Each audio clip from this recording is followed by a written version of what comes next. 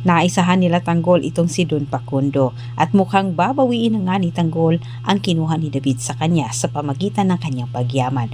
Gusto pa rin marinig ni Marites mismo sa bibig ni Tanggol ang katotohanan. Umasa itong si Marites na magpakita si Tanggol sa kanya para makausap niya ito.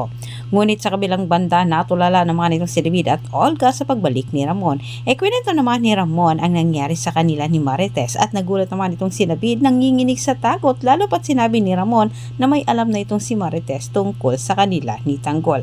Napansin naman ni Ramon na iba ang kinikilos ni David. Itinuloy pa rin ni Tanggol sa kabilang banda ang kanyang pinaplano sa Diamante. Ginawa naman ni Tanggol ang lahat para hindi sila maunahan ng mga lispo. Agad namang sinunggaban ni Tanggol ang pagkakataong mapa sa kanya ang Diamante. Kinuha ni Tanggol ang Diamante na hindi na alam ni Madonna at pinalabas naman ni Tanggol na ito ay natapon. Gustong makasiguro si Tanggol na walang makitang bakas itong si Facundo na pagbibintangan siya na siya ang kumuha sa Diamante kahit itinago niya ito.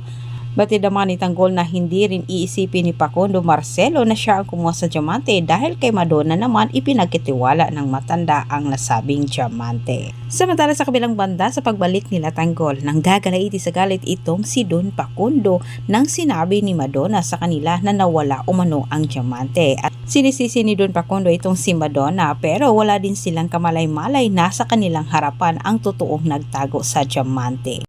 Doble-doble ang natanggap na bayad nila Tanggol mula kay Marcelo at Don Facundo. Hindi tumanggap itong si Tanggol ng bare-barya lang. Diretso ang sinabi ni Tanggol kay Facundo na ginawa nila ang kanilang trabaho at hindi umano nila kasalanan kung bakit nawala ang Diamante. Ang dapat sisihin umano ay si Madonna lamang. Subalit hindi pumayag itong si Facundo na magbayad ng malaking halaga kala Tanggol dahil hindi umano nagtagumpay ang mga ito sa kanilang misyon. Kahit naghahanap naman ang dahilan itong si Tanggol para magbitiw at hindi siya naghihinayang na umalis sa grupo ni Marcelo dahil nasa kanya na nga ang brilyante. Maraming salamat sa panonood at pakikinig.